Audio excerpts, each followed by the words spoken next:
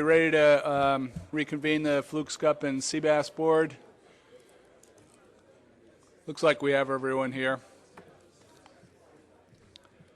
So we'll try to move this along quickly if everyone's ready and can settle down in the back. First order of business is to approve the agenda. Everybody good with the agenda? Any changes, additions, deletions? Seeing none, we'll consider it approved. Approval of the proceedings from the February meeting. Any issues with the proceedings? Seeing none, we'll consider those approved. Is there any public comment on items not on the agenda? We didn't have any on the list. Nobody signed up. Seeing none, we move to the Summer Flounder Recreational Working Group report that Jason is going to provide. Thank you very much, Mr. Chairman. So I've got a presentation. It's a lot of slides, so I'm going to go through it really quick because the super shuttle is on its way here for me and it waits for no man. So I'm going to go through pretty quick. Hopefully I'll be able to get you the relevant information. But we've been working over the past couple of weeks. You should all be very proud of your respective technical committee members. We turn this stuff around pretty quick. The reason I bring that up is because there's it's not very consistent from state to state. There's we all work kind of uniquely, so I'll try and guide you through what has changed with each of the different things. But we're going to lead off here with some data caveats. So when we began discussing the task that came from the board and its subcommittee on this look at reallocating or at least examining how landings are occurring in the summer flounder fishery, we think that this is a great idea. We've been talking about it at the technical committee for a while. But the current task that we've been given, we have some misgivings, and again, we're very positive about what we're trying to accomplish here.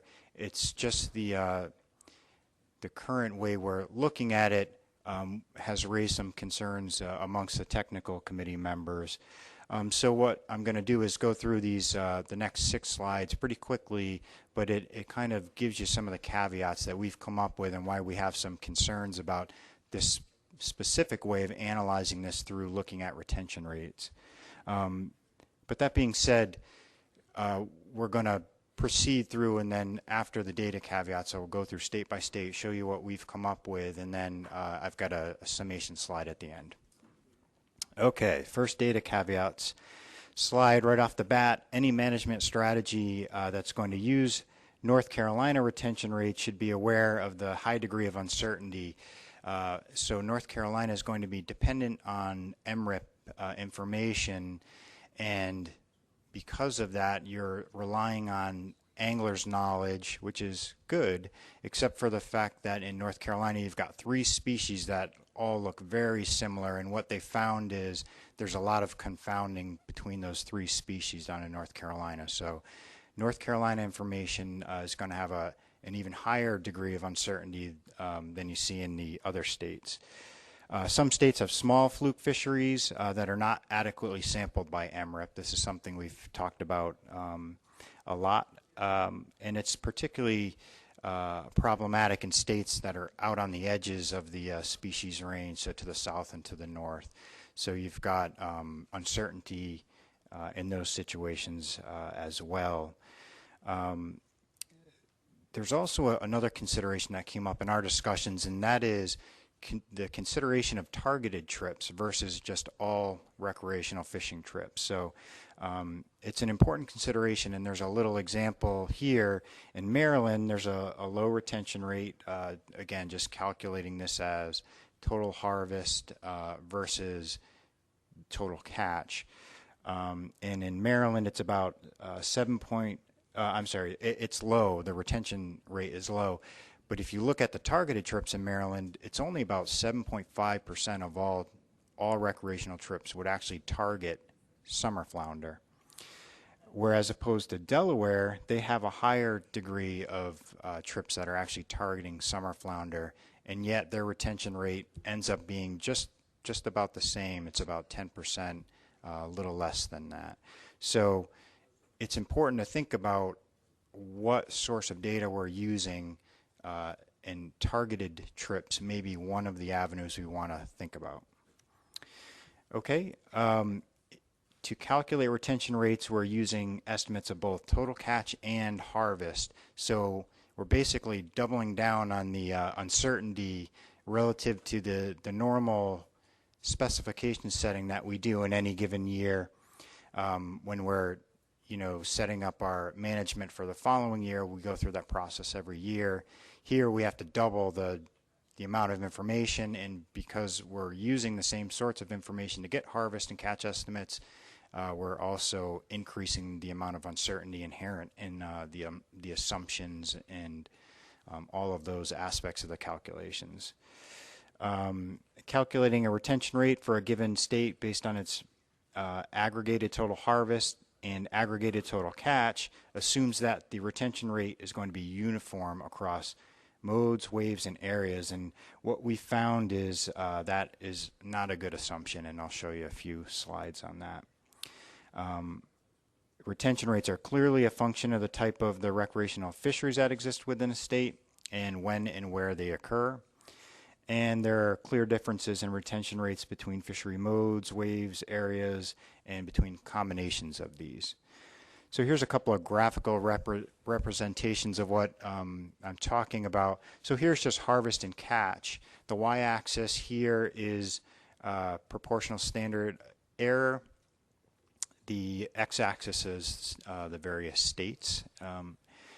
And what you see is there's high PSEs, but we know that already. But I think the thing to really look at is how variable it is from state to state, and there's no particular trend. It's high in Connecticut, low in New Jersey, but then pops back up in Maryland.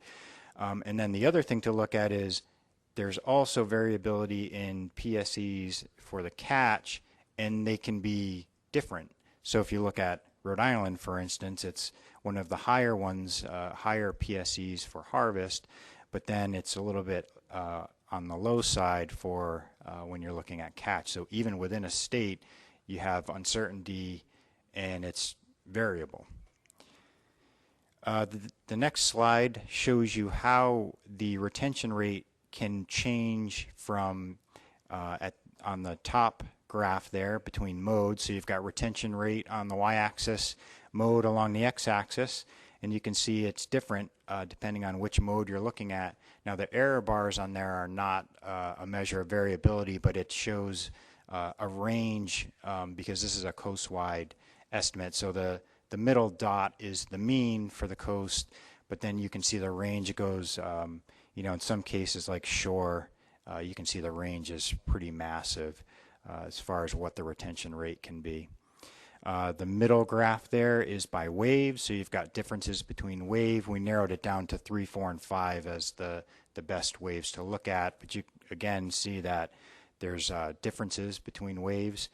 And then the final graph at the bottom there is by area, so inland, offshore, and you can see that it depends where you are fishing, and that has a lot of impact on your retention rate. So currently we cannot satisfactorily estimate both catch and harvest at the mode, wave, and area level for most states, either due to very high PSEs or no collection of data.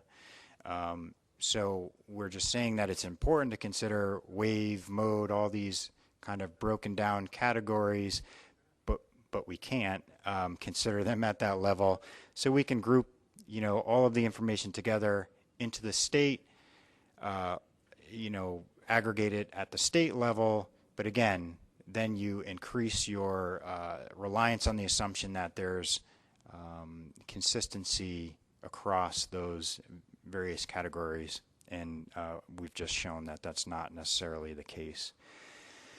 One final one, or maybe I have one more slide on this, but total catch estimates are based solely on angler reported catch rates that are unobserved by agents. So this, we need to get estimates of discards for this analysis, and we're relying on angler-reported discards, and these are unobserved discards, so that could lead to increased uncertainty.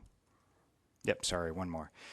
So then we were looking at length composition. This is going to be an important consideration for this analysis. So here's some considerations on the length composition.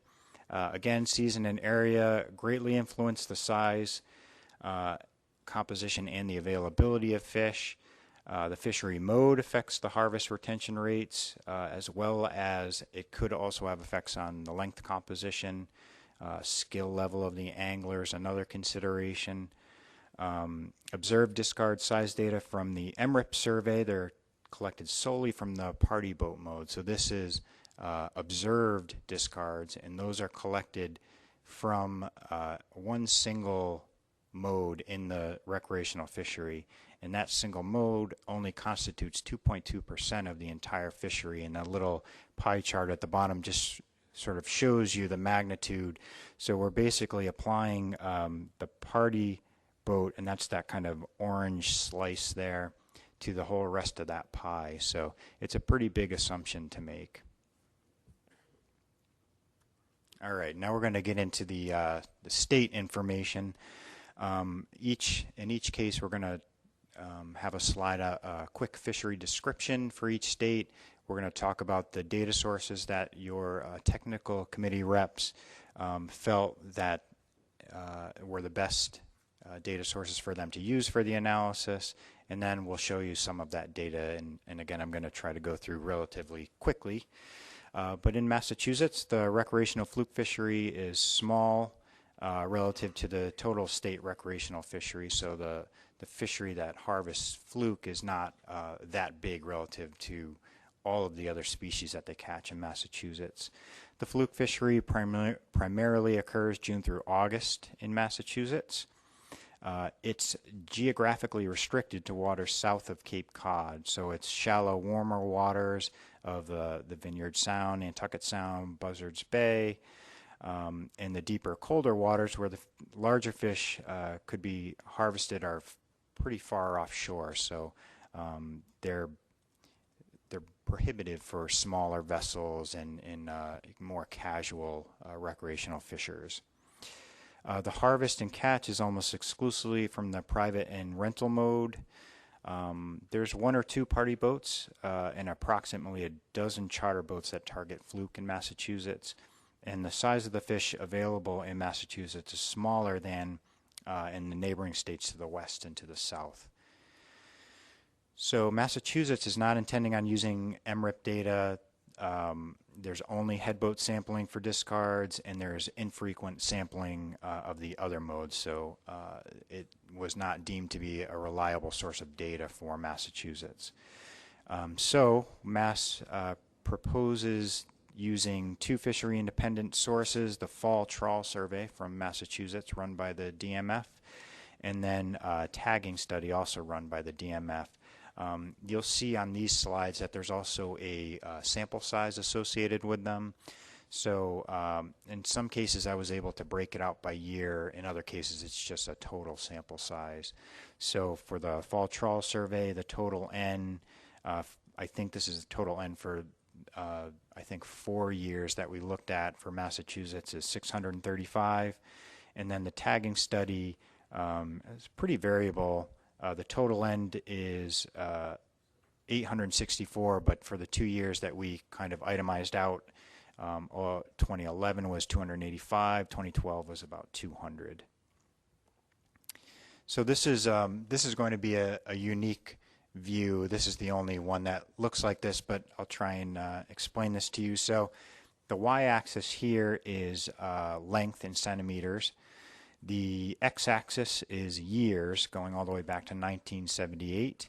The dotted line in the middle there is the midline, so that's the average length from the entire data set. And then what you see are little length frequency distributions, and it's really kind of a nice view of this, because what you can see is how in any given year the length frequency distribution kind of varies around that average length. So it gives you a sense of the variability that Massachusetts sees in its waters from year to year, and it's fairly consistent, but you do see every once in a while, for instance, if you look at 1986, you had this a pretty smaller distribution of fish in that year for whatever reason. And then you can also see from this graph that the magnitude of the fish caught in any given year by the trawl survey can be pretty different. So the ones where you can see those nice bell-shaped curves, they caught a lot of fish, and the ones that are really difficult to see, they didn't catch very many fish, and that's why you can't see them. So that's the Mass DMF Fall Trawl Survey. Here's some information from the tagging study, and this is just an aggregated set of data. We did look at it individually during other technical committee tasks that we worked on in the past, and it's relatively consistent if you're looking at years that are close to each other, but there is variability from year to year, as we just saw in the trawl survey as well. But you can see the length frequency.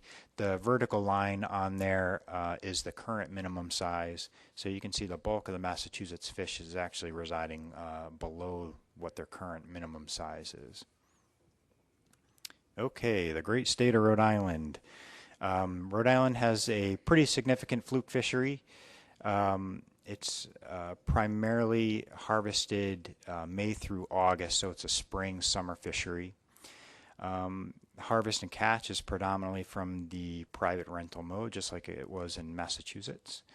There are quite a few party and charter boats that target fluke in Rhode Island, so it's a popular party and charter target species in Rhode Island. And the majority of fishing occurs inshore and off the south coast, so that's Narragansett Bay and off the immediate south coast. But there is some harvest that occurs offshore, further offshore, outside of state waters and federal waters as well. So Rhode Island also does not intend on using MRIP data for the same reasons I mentioned for Massachusetts. But we do propose using two sources, one fishery independent and one fishery dependent. The fishery independent is the Rhode Island Trawl Survey data. So on here you can see we average about 200 fish in any given year that we can attain lengths from our trawl survey. And then we also have a volunteer angler survey. It's pretty new and it's gotten better over the years, so we've got a pretty good data set for the past couple of years. The further back you go, the worse the data set gets, so we'll be limited as far as how far back we can look with this data set. But you can see in 2012 we had almost 1,200 lengths to look at. So here's the trawl survey data. This is now frequency on the y-axis and length along the x-axis in centimeters. The dark vertical line on there is our current minimum size, and just like you saw for Massachusetts, the bulk of our fish actually exist below the, according to the trawl survey, below the current minimum size. But you can see Rhode Island, at least going back to 2010, is pretty consistent.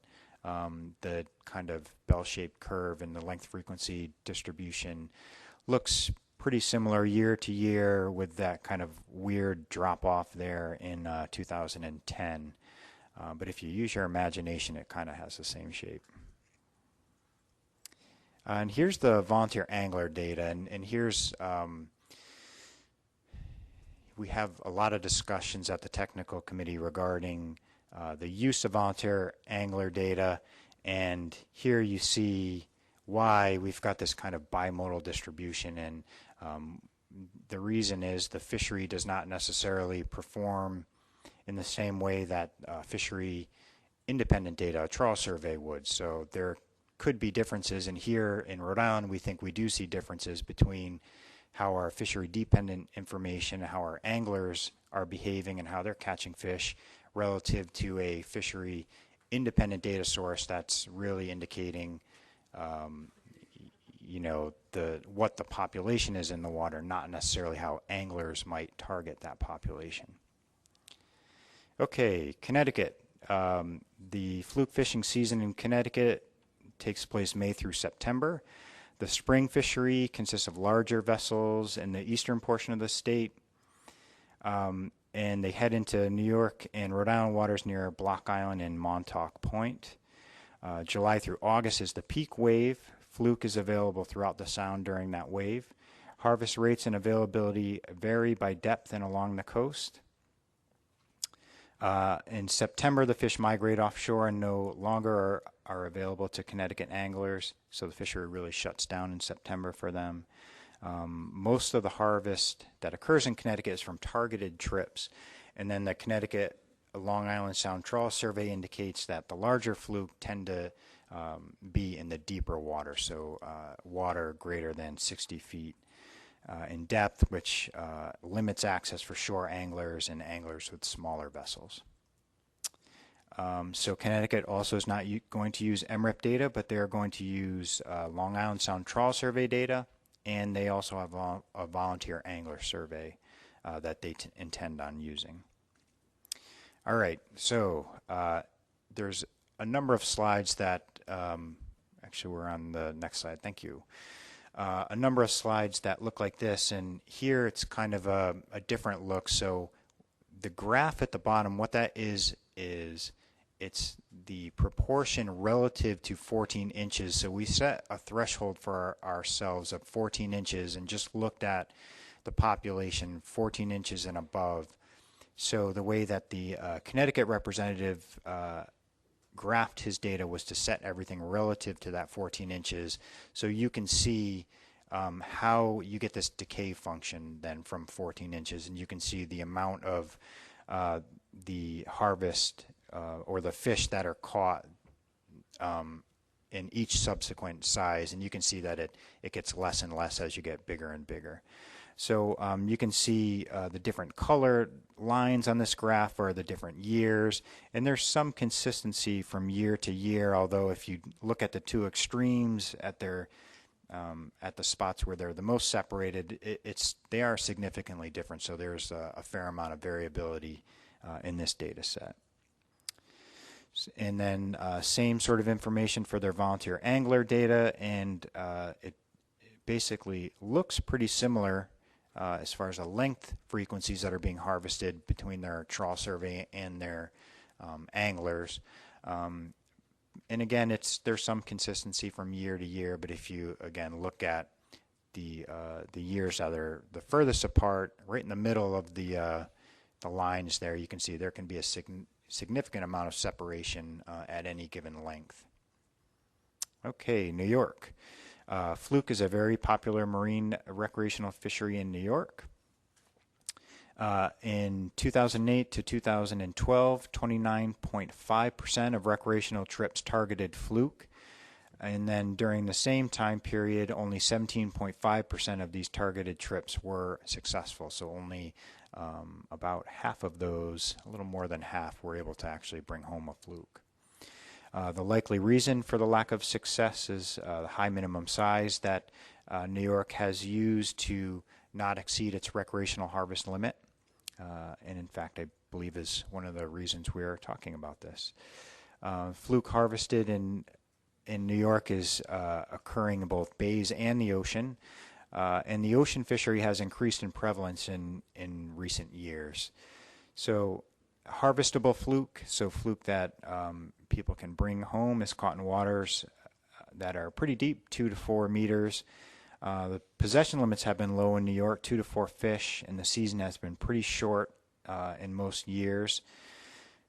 In general, fluke fishing occurs in New York May through September. The peak occurs in waves 3 and 4. And the representative from New York just wanted to indicate that he believes people would fish April through October if they were provided that opportunity, but in many cases the season has been so short that they aren't able to. So it's hard to get a good read using recent information as to what distribution the season might actually be. Seasonal cuts are unpopular because they do not affect all anglers and businesses equally due to variability in local fisheries in time and space. And this was just a comment that the technical committee representative wanted to make. So New York has a number of available data sets. So there's a NEMAP trawl survey, there's a Peconic Bay trawl survey, there's MRIP information, there's a private angler log that New York runs, and there's headboat sampling. So New York has undertaken its own headboat sampling, and it could use that information. So again, this is similar to what you saw for Connecticut. It's this kind of decaying proportion relative to 14 inches. And you can see between these different data sources, there's some consistency, at least in the shape. It's just the proportion changes at any given length in New York. So this is a look at all of the surveys together, and then we've got them broken out, and I'll tick through these pretty quick, but this is the Peconic Bay trawl survey. This is the NEMAP trawl survey. This is the MRIP data. And this is the private angler log. A little more variability in this one than the other ones. And then here's the headboat sampling. And again, you saw all of those kind of overlaid in that very first graph, and you can see that they're somewhat similar, but there is some variability. If you look at any individual length, there's variability inherent in these different surveys. New Jersey has 4 distinct fisheries with 2 zones. What they refer to as the northern zone is north of Barnegat Inlet into Sandy Hook, Raritan Bay. And then their southern zone is Barnegat Inlet south into Delaware Bay. So the northern ocean goes June through September as their season. The peak is in July, August, and September. Fish tend to be larger in size. The fleet consists of private, charter, and party vessels. The northern bays, their season runs May through July, and this is the season where harvest is occurring. The peak is in June and July.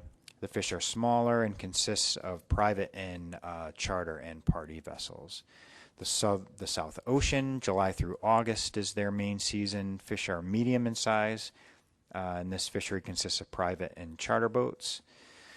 Private vessels and charter boats. The southern bays, the season runs May through July. The peak is in June and July. The fish are small, and it's mostly private boats prosecuting in this fishery. So the northern region are almost an even split between the bays and the ocean. The southern region are predominantly from the bays. The timing of peaks and sizes may vary quite a bit. If the season was elongated in either direction, an earlier start and a later end. So basically the representative from New Jersey was just trying to indicate that there's a lot of variability depending on where you are in New Jersey and what time of the year you're there. And if the season were extended, it would increase that variability. Okay, so available data in New Jersey, 3 sources, MRIP, there's a New Jersey Volunteer Angler Survey, and then there's a New Jersey Ocean Trawl Survey. So here is the Volunteer Angler Survey data. This is now proportion of harvest versus length, and it's the different colors are year. So you can see some consistency, at least in the distribution from year to year in New Jersey for this data set. Here's a look at the MRIP data. And you can see, again, this is proportion of harvest on the y-axis, length in inches along the x-axis, and similar shape to the data set we just looked at before. And this is the MRIP data, but you can see the high level of variability, probably due to the sample size. And then here's the ocean trawl data. The different colors are different years, and there's a pretty remarkable level of consistency year to year from their ocean trawl survey. Okay, Delaware. In Delaware, the fluke fishery is predominantly a bay fishery. The estimates of harvest from each location is that the majority of it is inland, so that's in the bay. About 13% of it is offshore, and the remainder is offshore, less than 3 miles. So they have an offshore fishery, a bay fishery, and then some fishing in between. The peak harvest waves are waves 3 and 4. There's some harvest in waves 2 through 6. And the main mode of harvest is the private rental mode, almost 90%. Delaware only has MRIP data available to use, according to the representative on the technical committee. That was the one that they were most comfortable with. Here is a table of the data, and you can kind of, I'm not expecting people to actually read those numbers, but you can kind of look at it like a stem leaf plot and see that the majority of the fish are being harvested in similar size categories from year to year going back to 2010. And here's a graphical representation of the same thing, and it just bears that out. So you can see there's some consistency there, but you can also see that because this is reliant on MRIP data, we're not getting a good set of data for the discard information, and there's not a lot of information to the left of the minimum size. Okay, Maryland. The fluke fisheries in coastal bays, near shores, near shore wrecks and in the Chesapeake Bay. There's no reliable estimates for the amount that's coming out of each area, but just an estimate is 10% is near shore and in offshore wrecks, 10 to 30% is in Chesapeake Bay, and the remainder is from the Maryland coastal bays. Fish in the coastal bays are smaller than the offshore fish, and almost all fishing that targets flounder is drifting or bottom fishing. So potentially Maryland can use two sources of data. There's a Maryland Offshore Trawl Survey and a Maryland Volunteer Angler Survey. This is just like we looked at for the Connecticut, where you have that kind of decaying function relative to 14 inches. So you can see here there's some consistency in some years, but then there's a couple of years where there was pretty high variability, some bigger fish showing up in that fishery. And then the offshore trawl survey data, same sort of thing. There's a couple years that are similar that had bigger fish, and then a few more years that were sort of similar that had smaller fish available to them. So there's a pretty decent amount of variability in these data sets. Okay, Virginia. The majority of recreational summer flounder landings occur from mid-April through August. MRIP estimates that waves 3 and 4 account for 80% of the harvest on average over the last decade. 80% of the harvest is also estimated to come from the private rental mode, and then about 15% from the shore mode. MRIP estimates that 60 to 99% of the rec harvest comes from inland, averaging 87% for the 2003 to 2012 period. There are, yep. Your shuttle is here. Okay. Okay. I'll use this. Yeah, the super shuttle's waiting for me. Sorry about that. So we're almost done here. Actually, maybe I can just go to the very last slide. Other way. Okay, okay. Well, I got to go. So I apologize for that. There was a lot of work done here, so there was a lot of slides. So thank you very much. We'll get this out via email or something so you all can look at it. And I apologize for not being able to take questions, but feel free to email me questions if you have any. So sorry. All right. Thanks for coming down, Jason. And Tony will take us through the rest of it. And I think what we're going to do anyway is let folks digest this, look at the report on their own time, and then they can send us comments and suggestions for other approaches we might want to use. And certainly TC members can answer questions that any board members have. So Tony, you're going to take it from here. Thanks, Dave. So I'm not sure. Did he read all this yet? Or was he? VIMS? Okay, so also available for Virginia is the VIMS juvenile trawl data that can be lagged anywhere from 2 to 4 years to estimate availability. Since I'm not as familiar with the actual graphs. I'm going to ask Kate to maybe just slowly cycle through those since I won't be able to tell you much information on those graphs. So chess map data, just keep going. The knee map data, just keep going. It'll be another keep going. Volunteers, just keep going down until we get to North Carolina. There we go. So for North Carolina, the recreational fishery catches 3 flounder species, though we are just managing the summer flounder species. From 1981 to 2001, over 50% of the flounder harvested were fluke. From 2002 to 2012, southern flounder made up the majority of the harvest in most years, and in 2009 to 2012, an average of 28% of the flounder harvested were fluke or summer flounder. North Carolina does set their regulations so that they are consistent between their summer and southern flounder because there is, it's hard to tell the difference between the two for some folks. The 3 species have fairly similar morphologies, and anglers are usually unable to distinguish them, and especially with the discards that are reported in the MREP samples.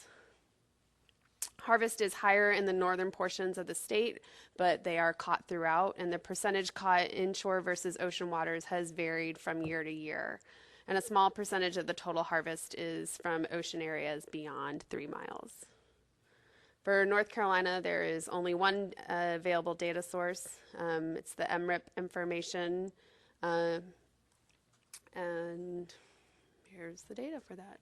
So for the next steps and what's important for the board to think about either today or in the next couple weeks to get feedback to the TC or Dave is this the analysis that the TC should be moving forward with in order to help provide information to the working group. The next step in the analysis would be to begin to analyze each individual state's chosen data set. They would use a similar methodology to the normal management specification setting process, and the TC would begin to develop a set of management metrics that met a pre-chosen retention rate. Currently, they were working on 14.7 and then 14.7% retention rate for each state. And then they would begin with a reasonable minimum size based on a length frequency review. And that together, they would remain within the bounds of the coastwide recreational harvest. And so that's how they would craft regulations to present to the board. The TC also can develop a list of alternative approaches if the board desires that. And I think, this was one approach, this retention rate and approach was what was developed by the working group in their conference call. And if there's other approaches that the board wants the working group to consider, we can also do that. And the technical, if needed, we can task the technical committee for that. Okay, thanks, Tony. Any questions or comments, David? Yeah, I greatly appreciate all the work done by the technical committee.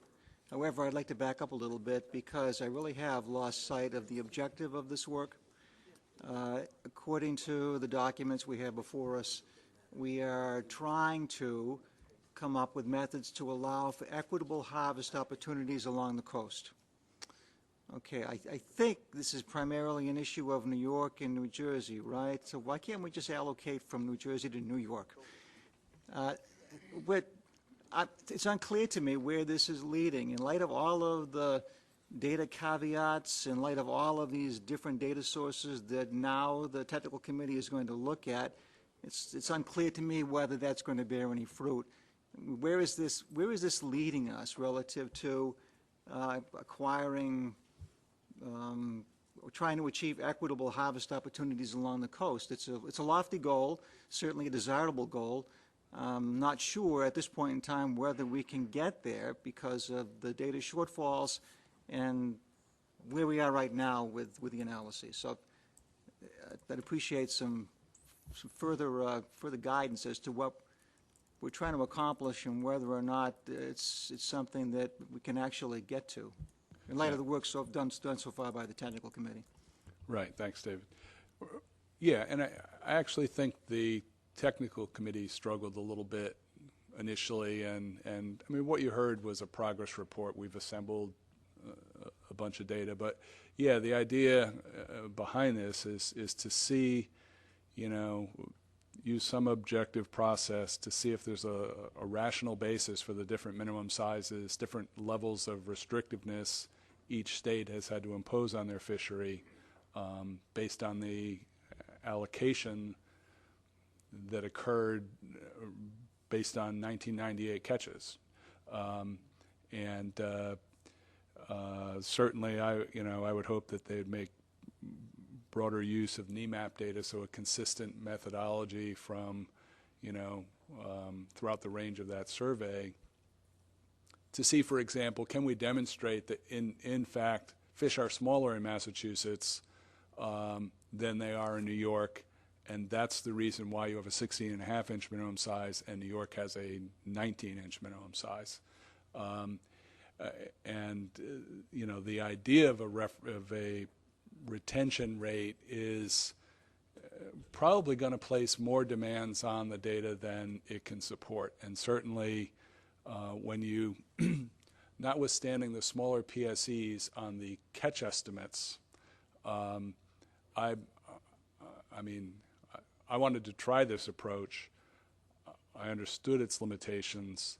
Having last week been interviewed by an MRIP Creel agent, I am really skeptical of this approach, and in fact, any estimates from MRIP. To the degree to which I had to coach the interviewer on what else they might want to ask, like, did I let any fish go today?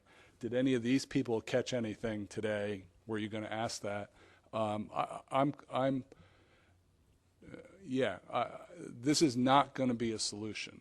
I think the solution is to stop trying to use MRIP data so intensively to manage state waters fisheries.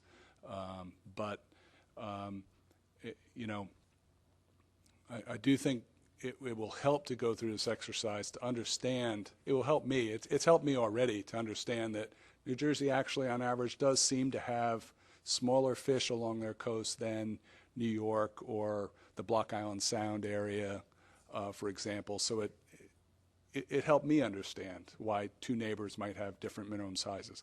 Maybe not as large as they are, because if you're fishing on this or that, next to this or that size of the bridge abutment on the Verrazano, it's hard to understand why 17.5 works here and 19 up to 21 works over here. So I think for now, and the end of the day and end of a long day, if we provide this to the board, give it some thought in terms of the direction they're going. If you have any advice on what they could look at to demonstrate, for example, make the point of Massachusetts small minimum size. North Carolina, what's the rational basis for a 15-inch minimum size, 8-fish limit, and no closed season? Is that equivalent conservation to New York's 19-inch minimum size, 3-fish limit, is it, or 4? Whatever, 4, I guess. And a shorter minimum size. That's ultimately the goal, is can we get there with the data we have? I'm not sure we really can, but we're trying to find a way out of the fix that we've gotten ourselves into, and it's just part of that. Pat, and then... Yeah, great report. I was looking for what the recommendations were going to be outside of this, and there aren't any. So maybe we look outside the box and say, if the striped bass mode or method has worked since 1990, whenever it became off the endangered species list, so to speak, and we decided to fish on it, and we went with 2 fish per whatever, and the status of the stock of fluke is what it is, isn't it time maybe we really step outside the box and say, hey, you can get 3 of these no matter whether you're here or there. In the case of North Carolina, we've talked about this over and over again, that south of a certain area, whether it's Maryland or Virginia, whichever one it is, you seem to have a different size fish. You've got a variety of them in North Carolina. I've suggested earlier that we exempt North Carolina from whatever. If if we all can agree that they get 16% or 11% or 12%, now it doesn't matter because they don't have many of them there that are legal size anyway. We exempt that group, or we definitely break a split in the region. Let's take the next step. Instead of going 3 regions, 4 regions, and arguing between Connecticut, New York, and New Jersey, look at the split in the middle. Take that as the next natural step and go from there. But it just seems to me that Rip Cunningham put the idea out there of maybe we go with total number of inches. Well, maybe it's a reasonable approach. What would be the simplest, most direct way to have people take home fish? We looked at the chart up there. Craig and I were looking at it. It looked like 80% of your shorebound people were taking fish that weren't legal. There was a retention of 80%. Well, is that because you've changed the minimum size? I don't know. But so all I'm saying is, how can we simplify the process? Yeah, and that's what we're after, and this is sort of a data approach to that. And certainly we have a lot of management to talk about, but in terms of what you saw, if you have questions or if you have thoughts about other things the TC should do that we could direct them to, that's what we're looking for right now. Adam? Thank you, Mr. Chairman. Going back to what the original charge was of the subcommittee to explore alternate management options for the fishery. Basically, we're dealing with a management strategy that at the present time dates back 13 years. We're going back to something that was put in place in Amendment 9, I believe, by the Mid-Atlantic Council in 2000 or thereabouts. And principally, those management strategies were to change size, season, and bag limit every year to constrain the harvest to a particular level to meet rebuilding targets at that time. So that's really the management strategy. That's the tools that I see what we've been dealing with for 13 years, size, season, and bag limit. And I would like to see the TC take a look at, compile the years for each state where they've had the ability to liberalize or required a reduction, and to take a look at the measure that they used. Did they reduce fishing days? Did they change the size and the bag limit? And to see if they could come up with some summary of whether a change in season, you know, we've heard often that season is the best way to constrain catch. That's something the technical committee has come out with and repeatedly said. But I'd love to see if they could do a better evaluation of the management measures that have been put in place in response to a need to liberalize or reduce, and see how that's performed. And maybe that would help inform us how our management strategy is working. We have those 3 tools, size, season, and bag limit. That's our strategy we've been dealing with for 13 years. I think we need to be looking at how that works and then see if we can find another way out of the box moving forward. So that would be my specific request. Okay, yeah, and keeping in mind that the other thing we're having to deal with is change in distribution of the stock. That was one of the things that, you know, led us here, is that the size composition is changing and the geographic distribution of the stock is changing. So how do we stay light on our feet in terms of management and allow the fish to go where they're going to go and maintain some kind of equitable access to the resource? So that's the part that, looking back, it won't help us. How was your performance in 1998? Well, you know, this year there's a bunch of fluke in Long Island Sound. We could not have predicted that. I don't know how to respond to that, but you know, how do we adjust management for that? You can't. So I think some of this stuff is just beyond whether you used a season or a minimum size last year. It's just a dynamic process. So you had a suggestion for the TC to look at. I had Jim next, and I see Tom raising his hand, and we're running out of time, right? What was that? Tony wants to quit? Is that what you said? I actually want to know what it's like, Dave, to actually have an MRIP interview. I've never actually had that experience, and not many people I know that fish ever have either, so I have to write a little paper on that. I guess my question right now is, I mean, there's a couple of suggestions I can get, but I'm looking more at the schedule of this. When we kind of kicked this thing off, we were trying to get, remember, we had simply the coastwide measures is what wasn't working for a lot of states, so we went to regional conservation equivalency state by state.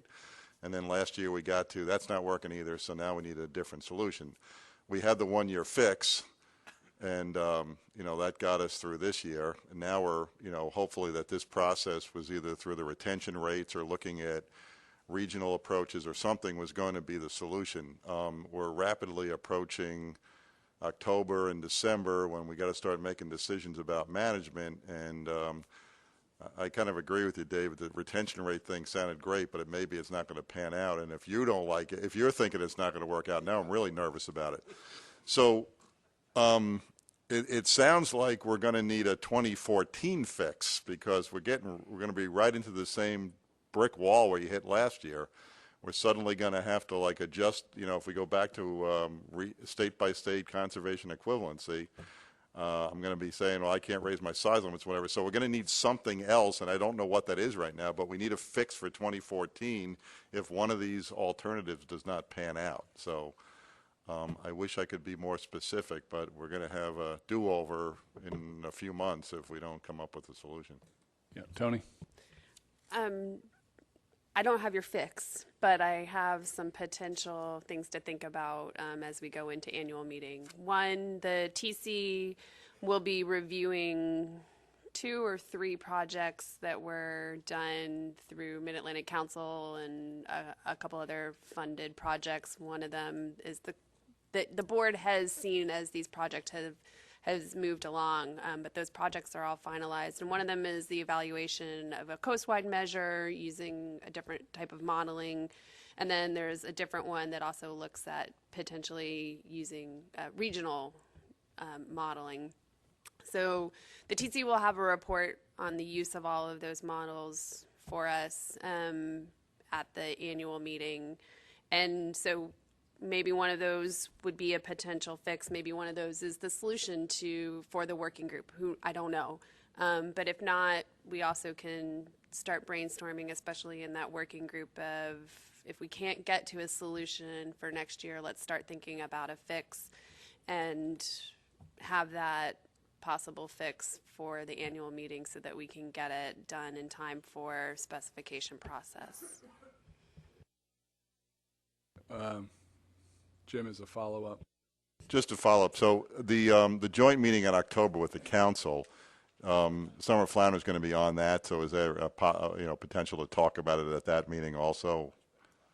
We can talk about it with Chris Moore. Usually those are pretty full council meetings, and so we'll see if there's time on that council agenda, and if not, because this working group problem has been mostly a discussion of our board trying to come up with a solution for this conservation equivalency process. I think that if we talked about it at annual meeting, it wouldn't prevent us from being able to move forward still in a timely fashion.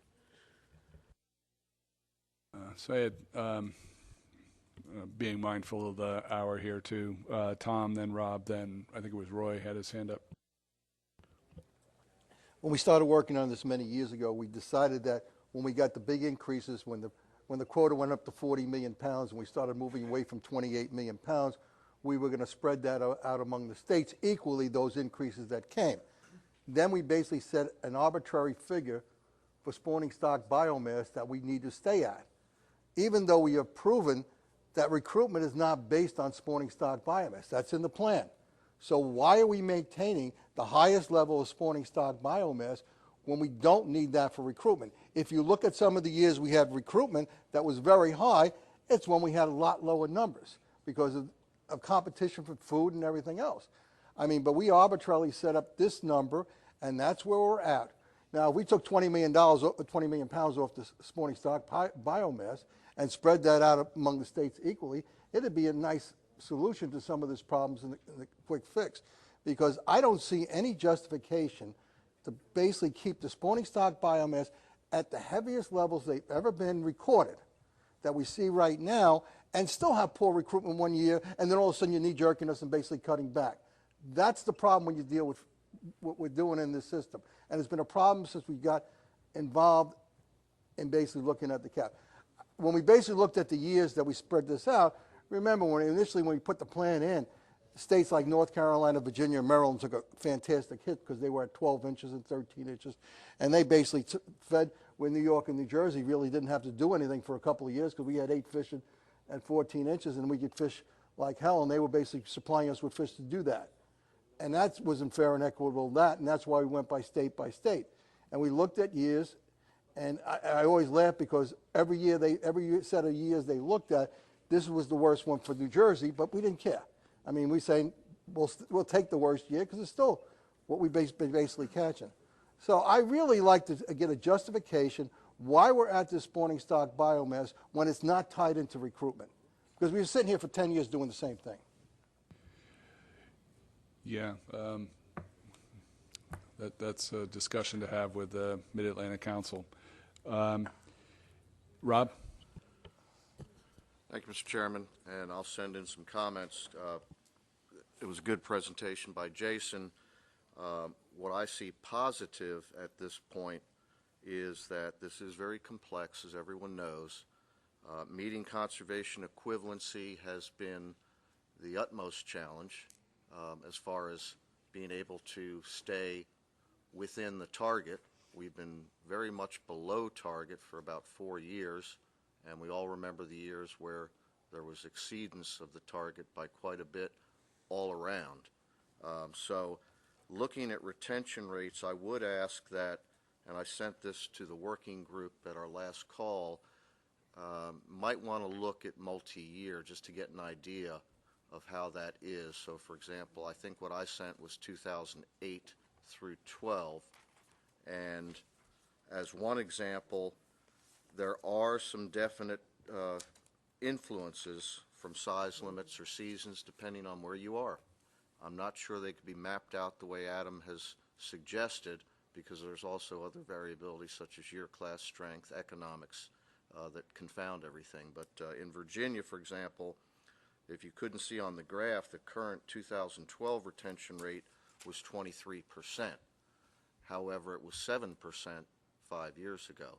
And when you realize the size limit went from 19 down to 16 and a half in 2012, you can definitely trace the change in retention rates.